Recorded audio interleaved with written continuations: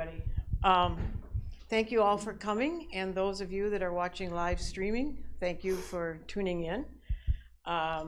These are our Bella Vista POA board members that are not board members yet. They're running for the board. And we have Jeff Hendren, Kim Carlson, Dave Armstrong, and Steve McKee. The Bella Vista POA Election Committee is hosting this event, and the chairman of the committee is Robert Ritchell. The other members of the committee are Margaret Killen and myself, and I will be moderating tonight's discussion.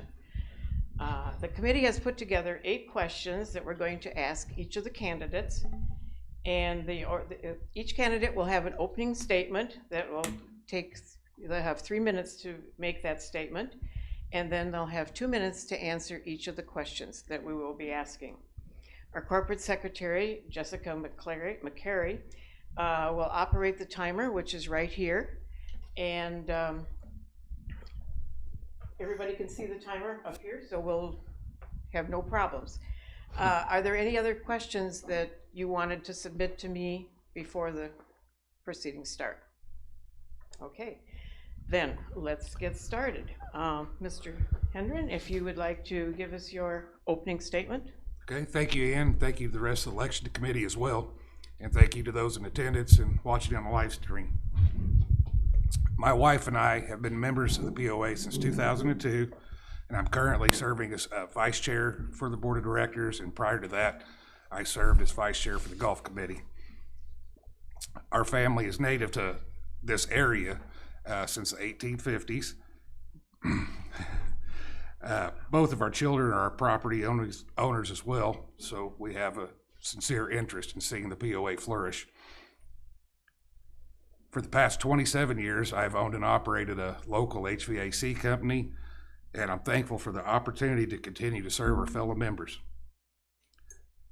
With the support of the board over the last few years, we've seen a great deal of improvement in our POA amenities and also in our member experience. My goal is to see those improvements improved upon and continue in that positive trajectory that we're seeing right now. And with the support of the memberships, I would be happy to keep serving you. Thanks. Kim? Obviously, I'm Kim Carlson. You can see it on your profile sheet. I have a little bit of a Bella Vista story for you. I came here as a child on one of those Cooper boondoggles. Does anybody else went on a Cooper weekend boondoggle? I was 10 years old. And it was the greatest vacation for us because I grew up on a Kansas wheat farm and summer vacations were out of the question.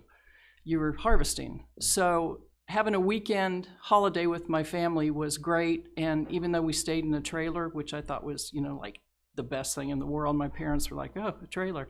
But it was wonderful, and I had all these great memories of Bella Vista. Came back as an adult through timeshares, and when Kevin, my husband and I decided that he didn't want to live in the big city anymore of Kansas City, we came to Bella Vista and absolutely fell in love with it. And it's a great compromise for both of us. We've been here 11 years now, and my background is in marketing. I've worked for corporations, I've worked for nonprofits, I've worked for universities, so I have a plethora of experience that with those skills and duties that I had in all of those different businesses was really marketing, advertising, public relations, HR, and even taking my turn to clean the office, because I don't think there's any job too small for a leader. I'm very involved with the community already. I am a CASA volunteer, court-appointed special advocate. I've done that for 10 years. And I also volunteer for Saving Grace. And my true treasure is that I am a driver for the Bella Vista Courtesy Van. And just this last year, I joined the board, and I'm vice president, which means I'm training a bunch of drivers right now because we're launching a logistics program. But it is the most incredible service for a community of this size. So by being a POA board member, that would mean I'm able to give back to my community even more, and also do something for the city that I absolutely love. Thanks. Dave? Thank you, Ann. Good evening, everybody, and thanks for coming out. Even if you were just looking for a warm place to be, it's good to have you here. And for those of you streaming online, welcome, and we're glad to have you here. I also have sort of not a Bella Vista story, but a Cooper community story. When I was 12 years old, I grew up in Detroit, Michigan. My mom went to a builder show in downtown Detroit, and she put her name in a drawing to win 3 days and 2 nights at Cherokee Village, which is another Cooper community in northeast Arkansas, and we won. What do you know? So we packed up the station wagon and went to Cherokee Village and stayed for a couple of nights, and of course they went through the sales tour, and my dad and mom didn't buy any property at that point, but my mom went back to the builder show the following year. And what do you know? She won again. I mean, what are the odds? But anyway, we went back to Cherokee Village again, and that time my folks did buy a piece of property, and they kept going there on vacation. And we just loved Arkansas. I mean, it was the first kind of trip into the state, and we just absolutely fell in love with the state. And after my mom and dad were there a few other times, someone came and said, "Hey, have you heard about a new Cooper community down in Hot Springs called Hot Springs Village?" No. Well, if you go, they'll give you 2 free nights and 3 free days. And so they went down there, went through the sales thing, and my dad said, "Well, this is even nicer than Cherokee Village. I love it, but I already own a piece of property." And back then you could trade them. So they traded their deed for their lot in Cherokee Village for one in Hot Springs Village. And that's where they lived for 32 years. And then I went to John Brown University over in Siloam Springs, Arkansas, which is just a stone's throw from here. And so I have a lot of really good connections to the state. My mom and dad then moved here when my wife and I moved here 8 years ago. And, they've recently just passed away. But, we just have so many fond memories of this place. So when we first came here, I'll be honest with you, there were some facilities that really were in disrepair. There were a lot of facilities that were in disrepair. But we came on the promise that it was going to improve and that the POA was working hard to make sure our amenities stayed strong. It is so important, so vitally important in our community that our amenities stay strong, and I'm a big advocate of that. I'll be honest, I'm biased. I absolutely love Bella Vista. I love living here. I love working here. I love playing here. I love the people here. I love everything about it. And I would appreciate your vote and your support. And I'm sure there are going to be some other questions you ask about the POA and our involvement, but I'd be happy to answer those at that time. But again, thanks for coming out, and I appreciate your support. Steve?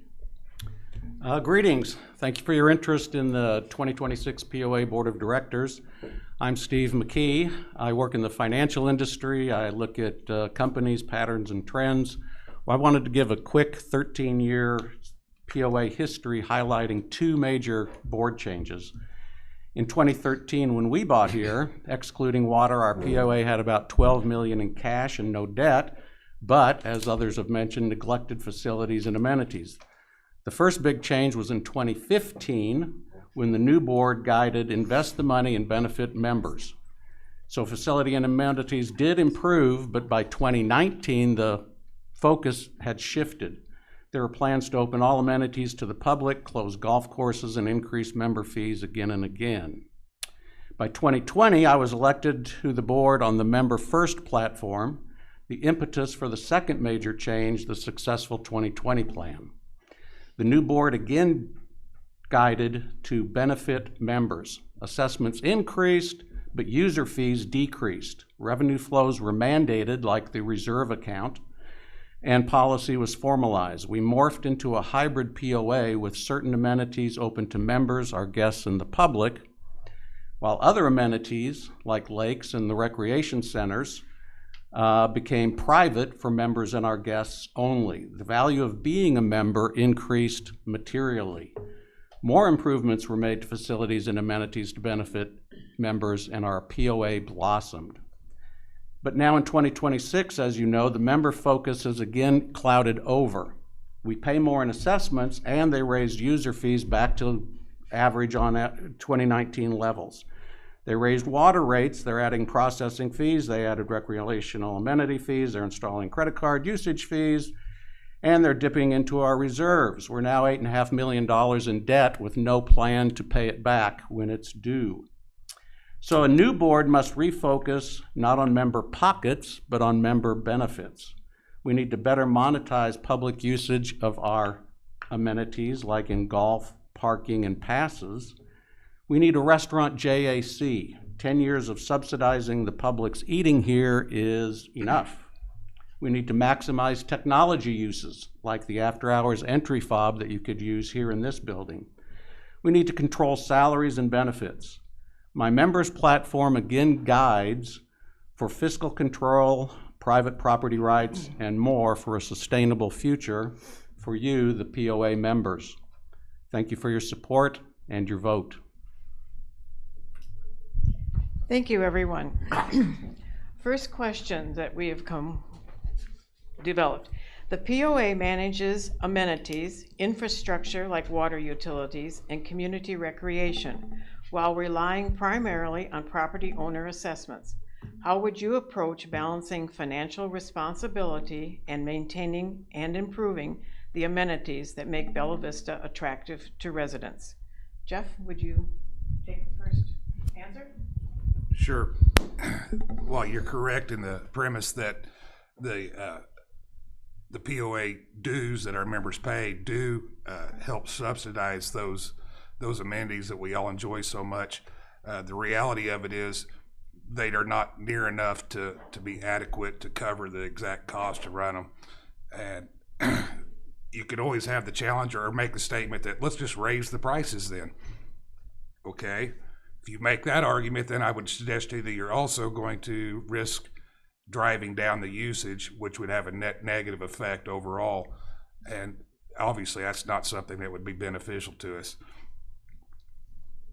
The fees that everybody, well, I won't say everybody, that some people refer to being increased is due to the reality of inflation. I think everybody's aware that the costs have not remained stagnant for anything over the last 5 to 6 years, and I think it's totally unrealistic expectation to try to keep those fees stagnant and be able to maintain the same goods and services.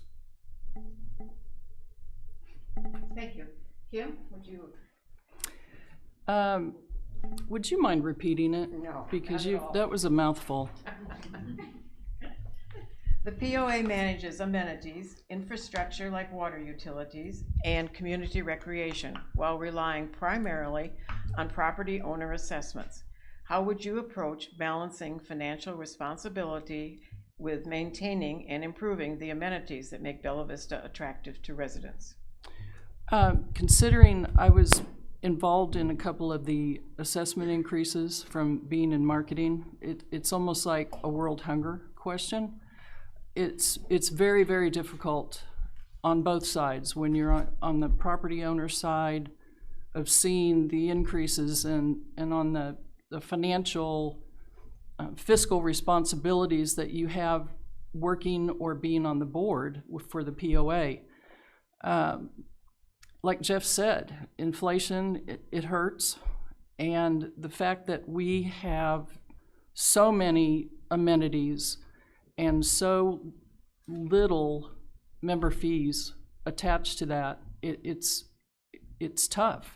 And I don't know that I have an answer for that, but I know as a team, when I worked at the POA and also when I work with people who have feedback in my neighborhood about why another assessment increase, sit down and talk through it, because welcome ideas, but at the end of the day, we have to make the financial decisions for it. I know that we had a tremendous increase in non-member golf numbers because we started advertising it, and that helped tremendously with helping sustain golf courses. And I think continued advertising for that will help us get more money from golf revenue.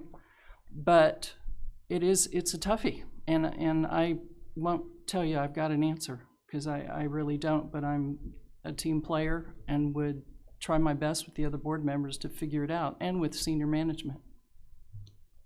Thank you. Dave, would you like me to repeat it again? No, I'm okay. I think this. I think in Bella Vista, we have to look at the POA as a service. It's not a business that's trying to make a profit. And it provides a service to us as citizens that is phenomenal. Let me speak to you a little bit as my role as a realtor here in Bella Vista for the last 8 years. I deal with people moving to Bella Vista and this area on a weekly basis. And I can tell you that are moving here because of the amenities.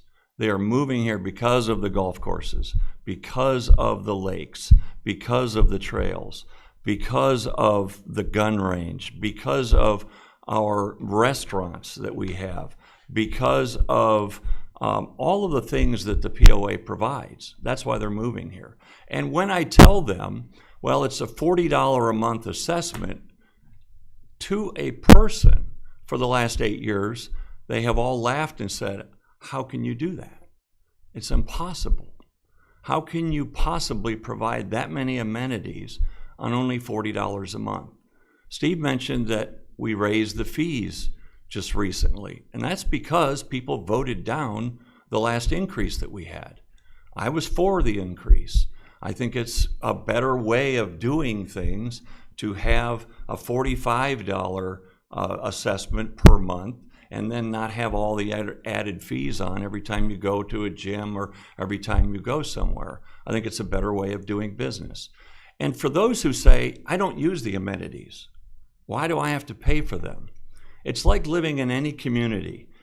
When I lived in Kansas City, I never went to the theater or the opera, but I was glad we had an opera house. It was a wonderful part of our community. I lived in an area that had a great school district. I paid higher taxes for that, but I was happy to do it. Why? Because the property values as a whole maintained and sustained all of that level of service. And it's the same here in Bella Vista. We're looking at pennies when it comes to our monthly versus the thousands of dollars that we have all increased in our property values over the last 10 years.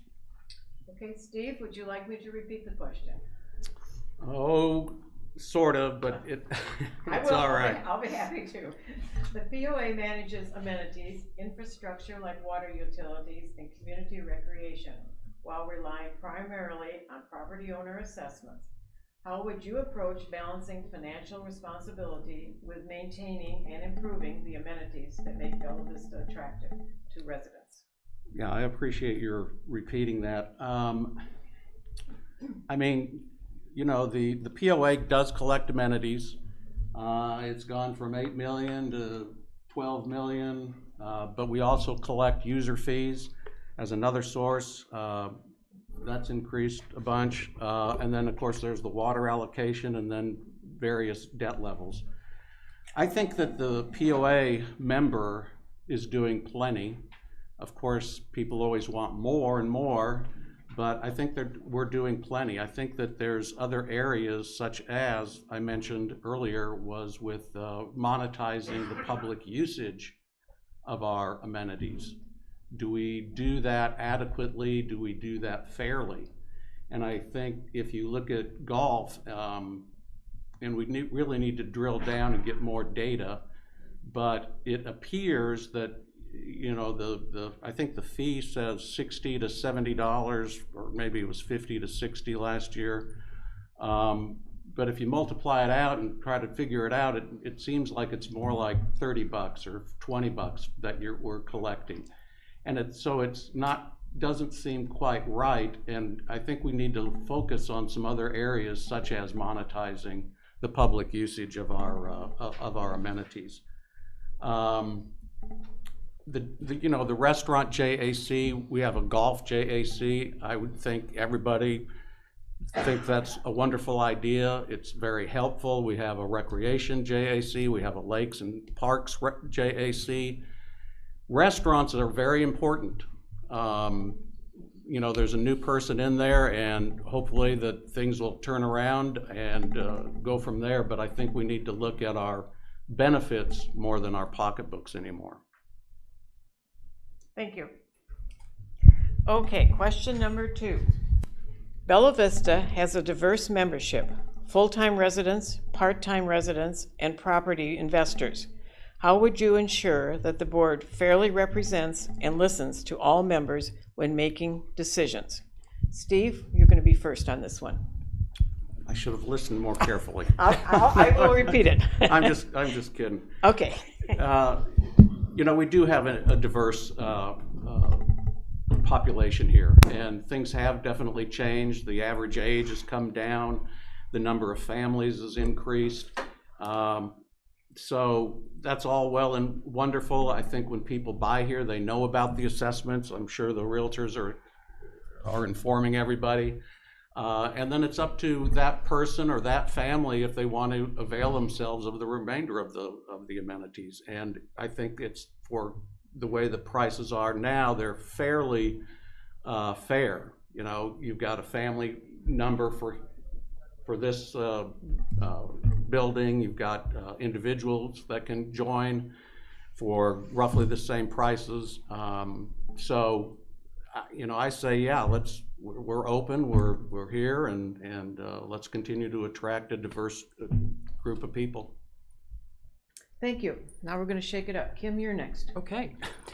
My initial thought to that is we need our property owners to really get engaged with the communication that is out there. There is so much information about financials. It's very transparent. There's information about how you can use the amenities. And those property owners that don't live here, that is such a great opportunity for them to understand what's going on in Bella Vista. So, I mean, we'll have, you know, POA board members' emails and phone numbers are on the website and easily found. And I would encourage everybody to really look at the information and contact us. And that's the best way to communicate. Thank you. Dave? Well, I think Bella Vista is changing. I think we can all see that. I'm just sitting here by the rec center here, and I'm watching a couple of young guys walk by ready to work out here, and I think that's fantastic. Our average age now is under 50 in Bella Vista, and it's getting younger and younger all the time. And I think that is something that we as the POA need to address to make sure that we are providing enough amenities for families too. And I think we're doing that, like through golf. I can attest, and I'm proud to say that we've started a junior golf program here. I'm really happy to say that even just the range balls that we provide, if you buy an activity card, we're seeing tons of kids go out and hit balls for free, which is amazing, and I think it's wonderful. But there's more that we can do as a POA. There's more we can do for families. I think as far as getting the word out to everyone, I do think the POA does a fantastic job with all of the newsletters they provide. You know, all you have to do is go to the website. You can sign up for everything from restaurant newsletters to golf newsletters to recreation newsletters to all of that. I would also like to see maybe, hey, we're in the age of podcasts. Maybe we start a podcast where we can get the word out about what's new in Bella Vista and what we're working on, and perhaps some of the things that are coming up in our community that maybe some of our members are not aware of, especially the members that maybe don't live near here. A podcast that they can just go online and just listen to something like that. That might be beneficial to our community. So I think there's a lot more that we can do, but I do think the POA does a great job of making sure that they're accountable for all their actions. Everything they do is very transparent and it's very readily available. Thank you. Jeff? So to kind of piggyback something Kim and Dave both said, that there is a lot of opportunity that I feel like some of our membership, for whatever reason, don't take advantage of. For example, I'll have a random conversation with somebody, asks a question, well, I didn't know about that. Well, it's been in the newsletter, the e-letter. Are you signed up for those? Yeah, but I never pay attention to them, or no, they're not. So I would like to see people to take advantage of those opportunities more. And you know, today's point about the demographics changing and how we can help the younger and more family-oriented.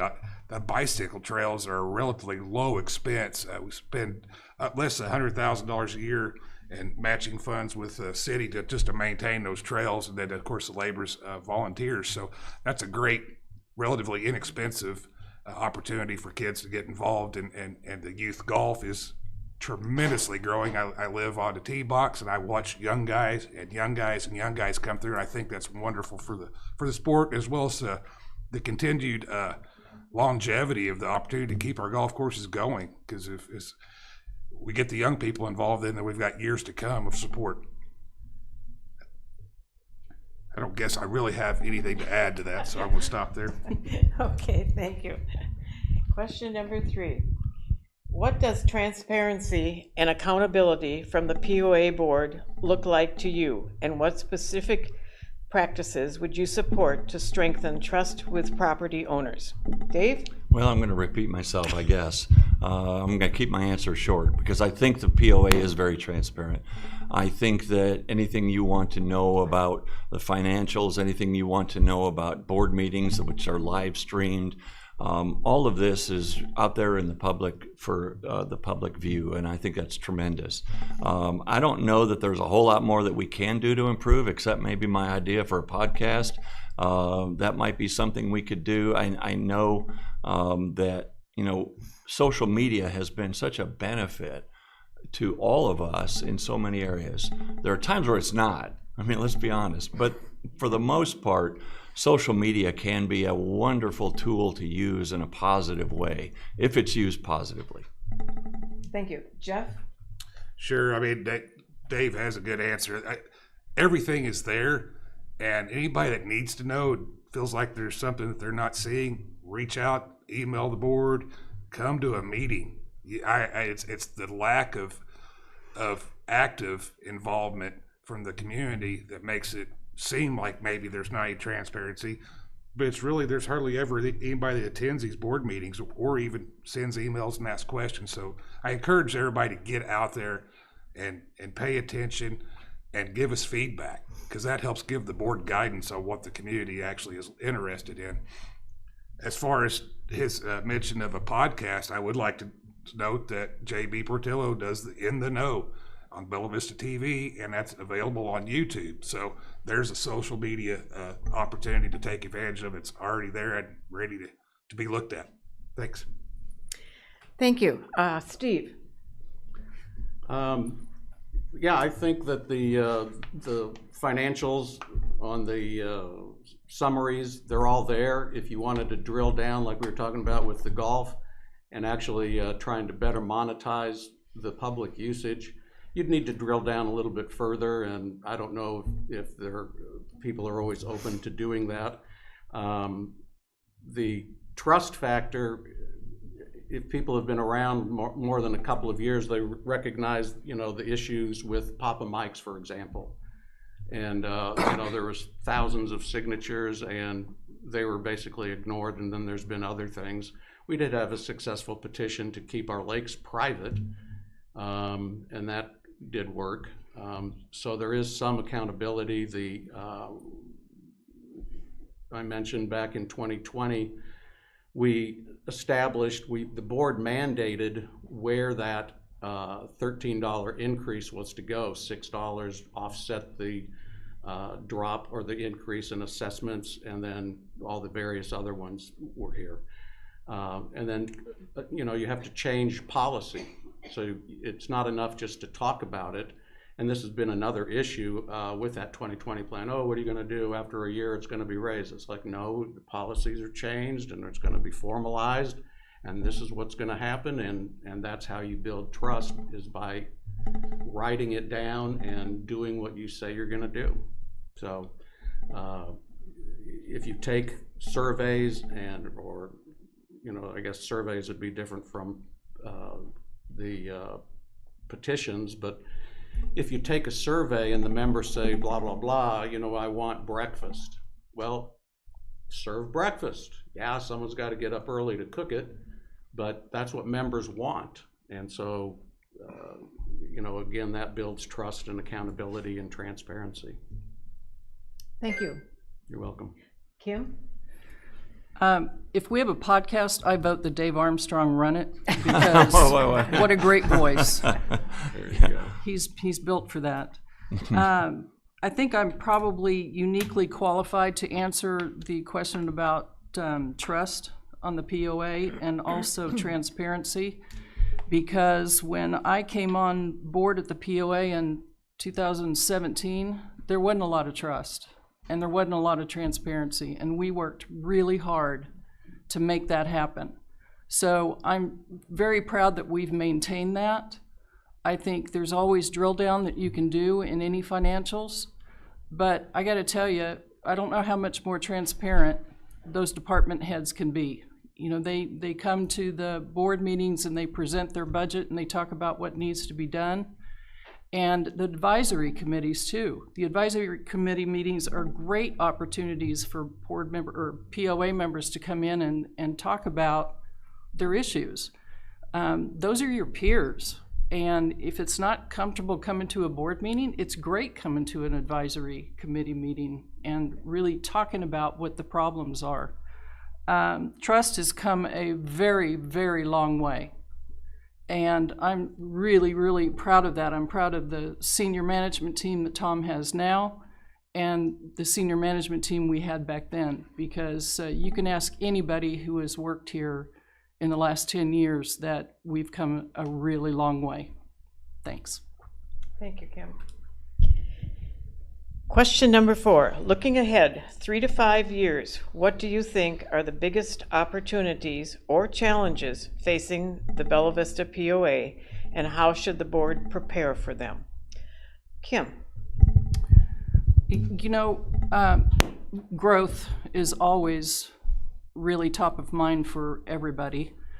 I think there are opportunities for us to try to find ways to include families, and it's hard to get to them because they're typically working, the parents are working, the kids are busy, and how do we get more activities to get them involved? I know Kathleen Coughlin, who's on the board, she has younger children, and she talked about that. It's something we really want to try to make better for the community. I also think that it's going to be really interesting to follow Blue Crane. Obviously, if you drive down 71, you see tremendous construction going on for the lift. And I talked about, I want to ride it, even though I'm not a biker. Well, they let me just get on and see what it's like. But I think there are so many opportunities working with Blue Crane to make some great advances here. And I think I checked with Jason Lloyd, our current chair, about our partnership with Blue Crane, and it is still very good. And they're very good at communicating with us, and we need to continue to do that. Thank you. Steve. You know, in my opinion, one of the biggest challenges is going to be that $8.5 million in balloon notes that's coming up. I think the first tranche is due in 2031, and then the next one's due in 2032. We need to be saving like $1.5 million per year if we're going to pay them off as they're due, and our budgets don't allow for that at all. So I think that's going to be a huge challenge. You know, from my point of view, is if you borrow money, it's very difficult to fund a negative cash flow situation and then sort of try to work your way out of it. But the decisions were made in faith, in good faith, but I think that's going to be a huge challenge. The opportunities, I think that people would agree that what makes us unique is what we need to focus on. The 7 lakes, the 7 golf courses, the rec centers, the trails. What are those areas that make us the uniqueness that we are and so valuable? And that's what we need to focus on and keep our amenities up as best we can.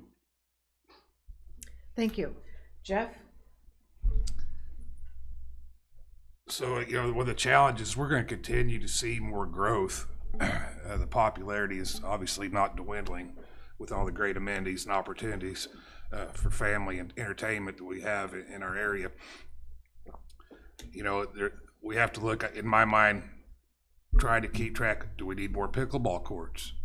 Is that the priority? Do we need to replace fairways like we did at Highlands with the Zoysia with a much more durable turf that ultimately I think will pay for itself in reduced winter kill and also be more durable to the wear and tear? Those are just a couple of things off the top of my head that come to mind that we need to be focused and aware of, and trying to calculate how can we afford to pay for those. One of the things that I think will be a big help in improving our amenities is the impact fee that we established. And an impact fee is probably not the right word, but the new home of $1,500, if you're going to build a new house, that's $1,500 that comes in that is directly set aside to be used for amenity maintenance and improvement. And as we see this year, I think last year we were just around 800 so homes that were built. This year it's on track to surpass that as well. So that's not an insignificant amount of money that'll be available to help offset some of the cost of the needs that we have to improve.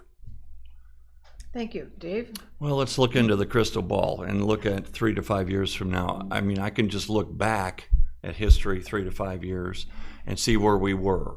And I see that our amenities have improved. I see that our golf courses have improved dramatically over the last couple of years. I think all golfers would agree with that.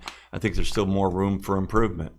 I think we have to be at least aware of the increased population, not just here in Bella Vista, but throughout Northwest Arkansas. And it's not going away. We anticipate, the studies that I've seen as a realtor, that this is going to continue to grow this area for the next 15 to 20 years. I don't see it stopping. And I think when this bike trail, this bike lift goes in, and you will be able to ride that, by the way. I just want to let you know that. And you can walk down if you want to do that. Or run if you want. I'd like to see you run down that hill. But I think we have to be aware that we're going to have to continue to improve our amenities. I'm glad we have this extra fund available. We may need more rec centers. Right now we have 3, and they're all outstanding. But we have to maybe think of ideas of how do we open those up earlier, like we did here at the rec, where it's open 24/7 to certain people that pass a qualification. I think maybe we need to address that as well. We need to maybe look at raising some fees for outside golfers a little bit. I've talked to Daryl about that already. And look, we are sitting here on these 7 courses. 5 of them are 18-hole courses, and they're the best courses in Northwest Arkansas as far as the public is concerned. They're not private courses, but maybe we need to look at, maybe we raise the fee to raise some more money and maybe keep the numbers down from the public as much as our members playing. So I think there's a lot of things we can do, but it's an important time. Thank you. Board members often face difficult decisions where members strongly disagree.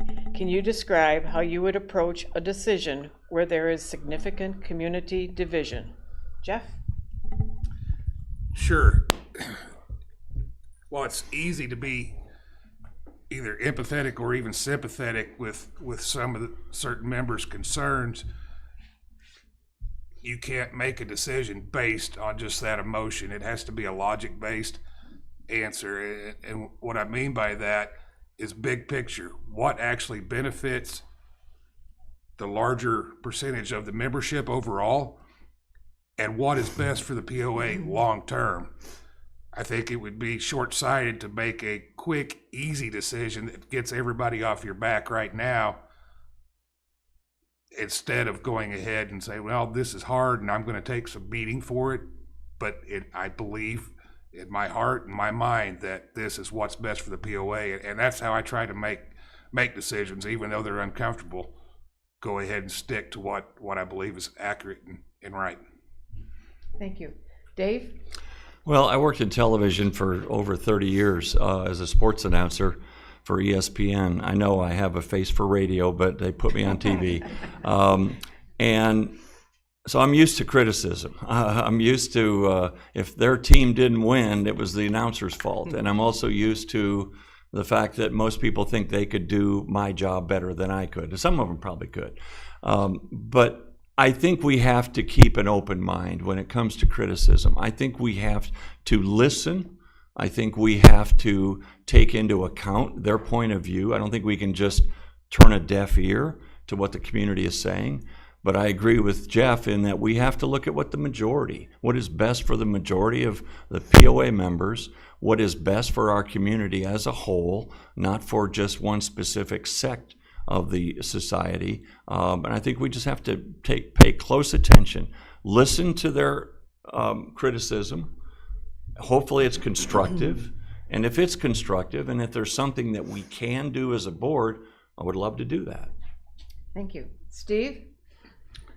I sort of mentioned this in my opening statement, that prior to 2020, there was a push to open all the amenities to the public, and the idea was, hey, we need more money. We have to do something, and so with the 2020 plan and the impetus for it was the member first platform, and then before that was the 33 and free plan. So that morphed into and was, our members come first, as people can recall. That successfully went through the maze of making some amenities open to the public, like golf, restaurants, and then other amenities were private for members and their guests only. And so that division, that some people wanted everything open and some people wanted it all private, I think it's been very successful. And I think looking forward now, the next steps will be, in my opinion, that the member has been called upon enough for now to do their part, and I think we are doing our part.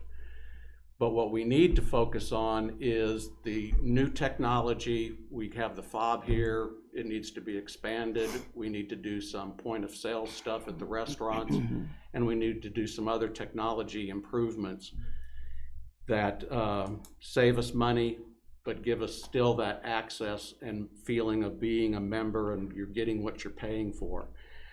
We need to monetize that golf, like I talked about, and we need to do a lot more on the restaurant area also.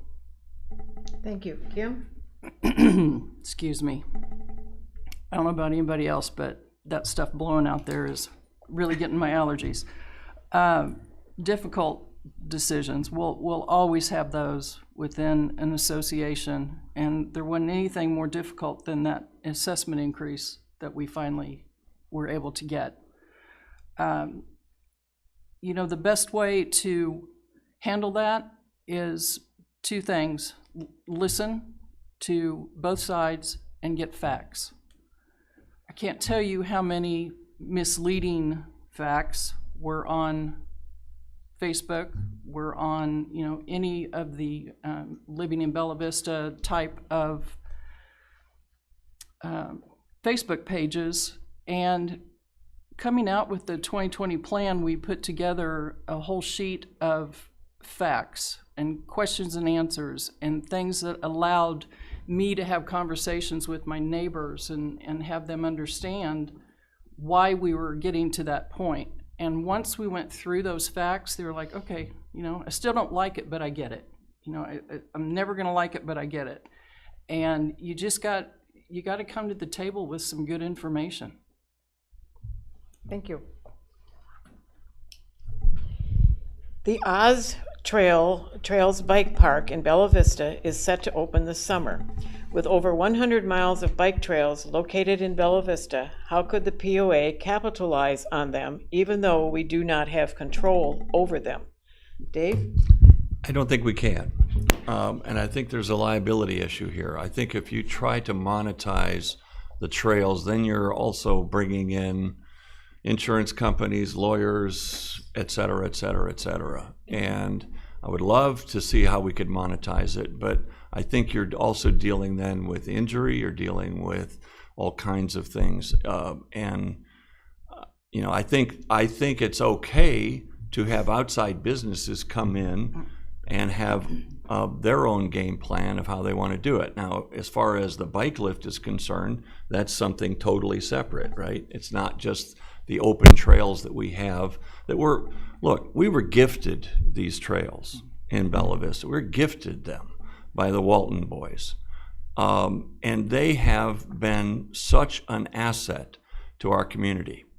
I can't tell you how many people are coming because of the trails.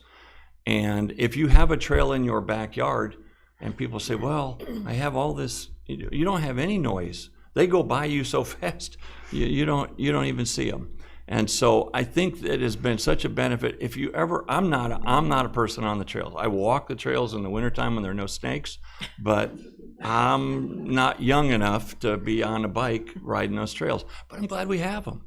I'm thrilled that we have them. And they are really, really good for Bella Vista. But can we monetize that as a POA? No. I think my answer is no. Okay. Kim? Being able to promote the trails isn't very difficult because the trail people do a really good job of that, as do the Walton Foundation, as does Blue Crane. I mean, they're the ones with the money. They're promoting this to every biking community, to international biking, and we're getting the benefit from it. We barely have to even mention trails. We mention all our amenities, and then we go, oh yeah, by the way, we have over 100 miles worth of trails, and they're like, what? So, just that partnership, I think, with Blue Crane and the Walton Foundation is going to help us tremendously. Thank you. Jeff? So Dave is exactly right. Liability issues. If you started to charge a fee to ride the trails, then we would forfeit the state law that protects us. I believe it's a Parks and Recreation related statute, but that just came up and been discussed ad nauseum, and that's not even a potential practical opportunity for us. As far as businesses getting involved with the trails, no, we can't do that either. Now, businesses can build around focusing and catering to trail riders. I would absolutely encourage that, but it wouldn't really affect the POA in that regard. Now, how we can help is, I think one way that we're already seeing a great deal of success is Gear Garden. There's a lot of bicycle riders that use Gear Garden that otherwise we wouldn't see any revenue generated from those individuals. So possibly we could promote more as we get more riders on the trails through Kingswood and try to get people to stop in at the bistro and have a drink and a beverage and cool off for a minute. So areas in that would be something I'd want to focus on more than trying to explicitly do something with the trails directly. And can I add one more thing before we go to Steve? Just Sure. real Quick. quick. As far as monetizing the trails, consider this. The trails, you've already monetized the trails if you have a property in Bella Vista. Your property values have gone up due to those trails. Steve?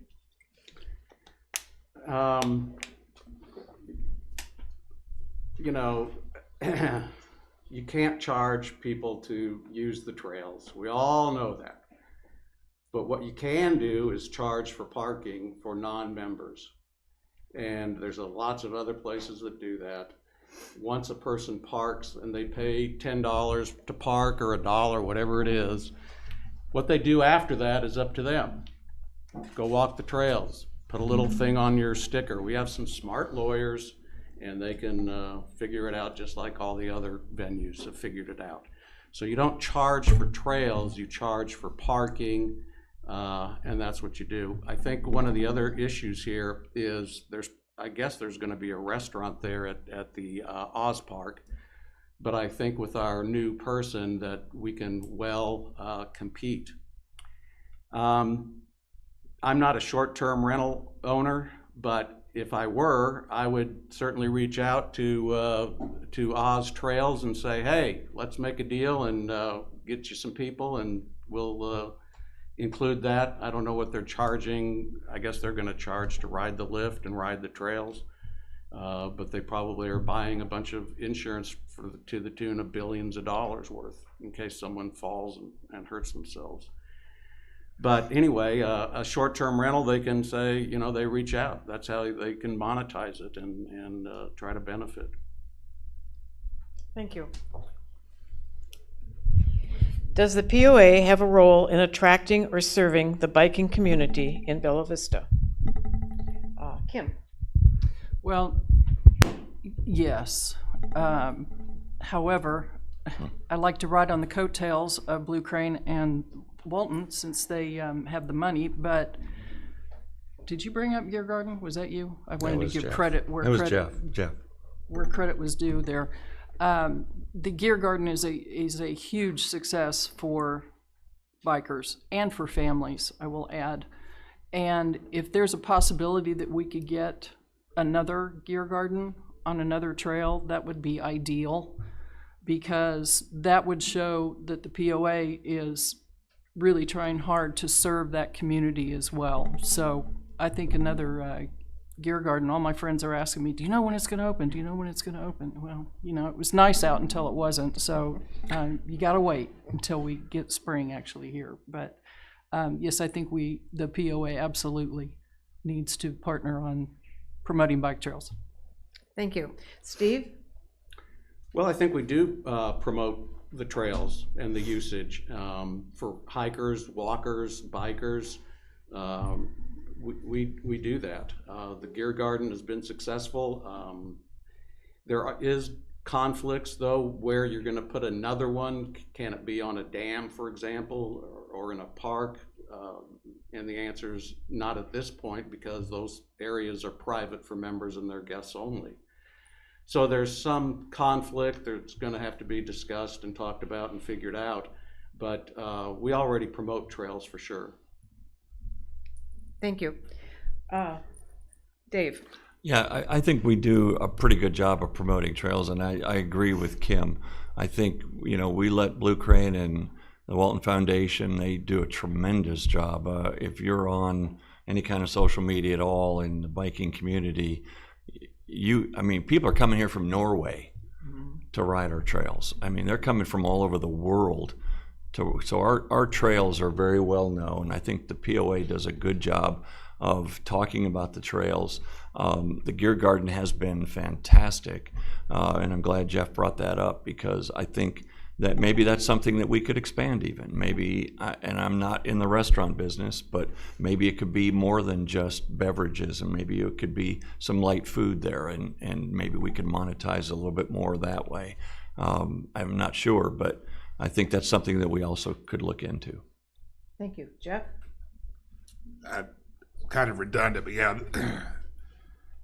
Blue Crane does a great job of social media presence and advertising and attracting, and I don't think that's the role of the POA. Now, as far as service, I think we already do that. As I mentioned earlier, we already help funding the maintenance on the trails, so I don't know what more you could be expected to do from a service standpoint, especially when it's open to the public. It's not member focused necessarily, although a great number of our members do enjoy the trails, and that's why I do support continuing to improve them or maintain them. I do enjoy the biking community. I do think there's potential to have a lot more revenue generated from a customer service standpoint. So that would be the only way I would say servicing the bike community would be important for the POA. Thank you. Last question. Why are you personally motivated to serve on the POA board, and what unique perspective or experience would you bring to the role? Steve? Well, I sort of mentioned this also in the opening statement, is my background is in the financial industry and have spent much longer than I ever thought was possible at looking at companies and seeing what good ones might be and what bad ones might be, and looking at trends and patterns, and you know, the best predictor of the future is what's been going on in the past. So I guess the thing that has triggered most of my response, and I've talked about this a couple of times tonight, and it's probably getting old. We have the $8.5 million of debt. It's taking up about $1 million a year to service, but that doesn't really reduce the principal that much. We're still going to have the balloon notes coming up. I think that the new amenity usage fee, $1,000 or $1,500, that's long overdue. That's been suggested probably at least 5 or 10 years ago. And what it is, you know, when you move here, you're getting $50 million worth of assets, and it didn't cost you anything. And so it's a good idea, and other communities do it. It's even cheap, in my opinion, as another source. But so I'm running from a financial point of view, if it's not clear, that's my focus, and how to monetize public usage of what we're doing. Thank you. Jeff? Well, from a motivation standpoint, it's about community involvement. I feel that everybody has an obligation to serve their community in any capacity that they are capable and willing to do. And I feel like I'd be hypocritical if I didn't volunteer my time, or at least attempt to. The experience, in addition to running a business for over 27 years and being involved with community events in that side of things, I've been, like I said before, I volunteered on the golf committee, which gave me a inside perspective of how that functions. And then I've spent the last 3 years on the board making decisions. So I have a track record that anybody's welcome to go and take a look at. I think that would reflect that I do my due diligence when making a decision. Oh, I'd like to bring out, I got a little time left. We keep hearing $8.5 million of debt.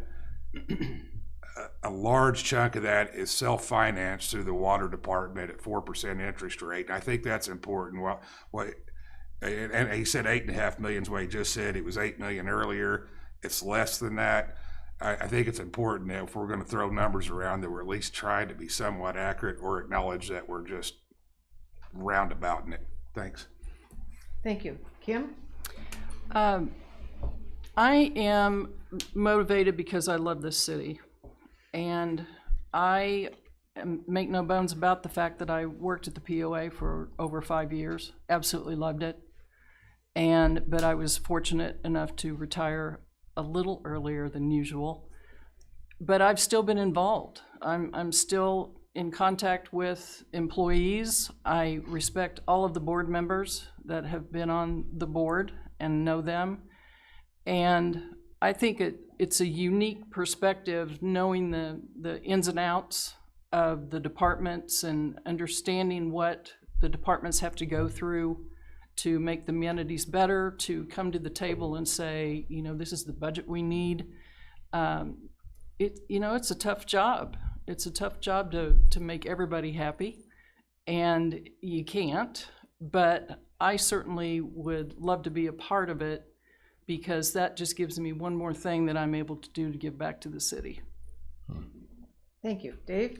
Yeah. Well, I'm going to go repeat what I said earlier. I'm a huge advocate of Bella Vista. I'm a huge fan of this city, and I'm a huge fan of what the POA has been able to do, that I've witnessed myself over the last 8 years. The improvement of this facility that we're sitting in right now, the improvement of the country club, the improvement of Lake Point, the improvement of Branchwood, the improvement of the driving range, the improvement of the golf courses. Improvement. It's just been phenomenal.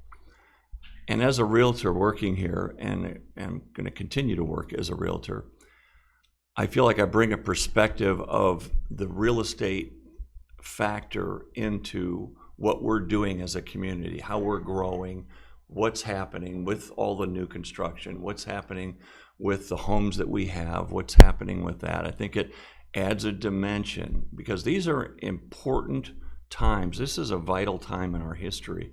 We're at a crossroads right now with the growth that we're experiencing. We need the decisions that we make now are going to impact us for decades to come. And I feel it's important that those of us that serve on the board know that we have that responsibility. As a realtor here, I've been extremely blessed beyond any comprehension that I ever had for getting into real estate. And I feel it's only my honor and my duty to give back to the community that I love so much. Thank you. The question, that was the final question from the committee. And the questions that were given to me prior to the meeting, I feel that we've probably answered them. If we have not, I'm sure the candidates won't mind just staying for a couple minutes and you can maybe ask your question of one of them. And thank you, candidates, for being here. Thank you for giving your time and your willingness to serve the Bella Vista community. We all appreciate it. Thank you, Ann. And Thank that you. closes the night. Thank you.